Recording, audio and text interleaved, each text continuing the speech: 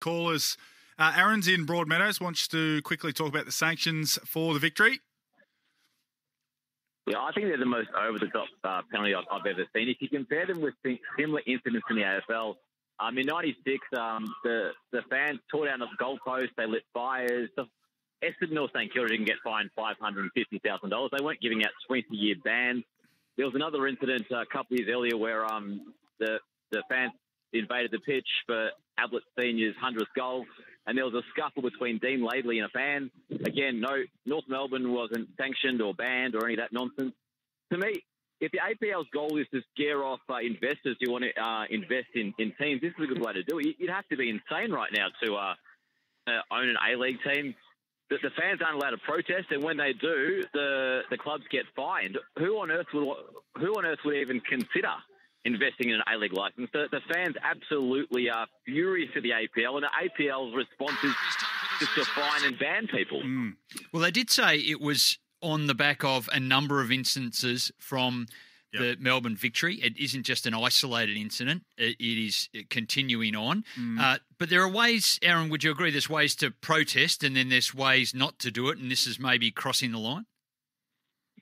Well, I was at the match, and they were removing signs from people with about the APL. There were people with signs about APL grief. Police and security were removing those signs. So, you're not allowed to protest peacefully at Melbourne victory matches. If you bring a sign, even if it's not offensive, even if it's a peaceful sign, they will remove the sign. So if you don't allow fans to protest peacefully, what do you think is going to happen? Yeah, it's a different, or it's the other side of the opinion, isn't it? Aaron, thanks for your call. We appreciate it. It's what is clear to me as a casual football fan and someone who watches the odd game, the supporter base across the A-League is not happy, and it I don't know whether it was purely instigated by the decision to move the grand final, but it certainly hasn't helped.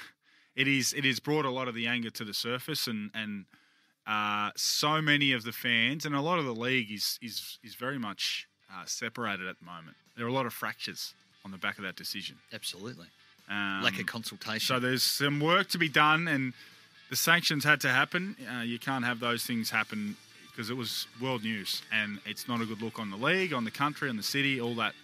So it had to happen. It's happened, and now Melbourne victory and its fans can look to move forward. After the 4 o'clock news, Bros, we're going to speak to Nathan Chapman about Pro Kick Australia, a man who's doing great things for young men. 15 times against North Melbourne for 72 goals.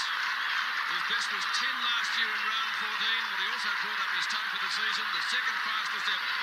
Now, Pete, there was a nasty incident in there. Dani Laidley and the spectator, and a couple of big punches were thrown, and this really shouldn't be allowed to happen. What's going on? That's in the middle, but Laidley was close to Ablett, and he certainly let a couple go. And the North Melbourne players shouldn't have to put up with this. This is not good at all. I guess you could say it becomes traditional, but how do you keep them out, Terry? Well, I don't know what you do, but we've got a game that is so important in the context of the competition. There's Ablett. Congratulations to him. Marvellous performance, but I mean, in this day and age with sport as it's played and with spectators as they can be, and we think of Monica Salesh, I mean, this is just not on. You can't have these people on your ground. Darts. Ablett's got his 100. Let's get on with the footy. The important thing now up for grabs, the 4 points.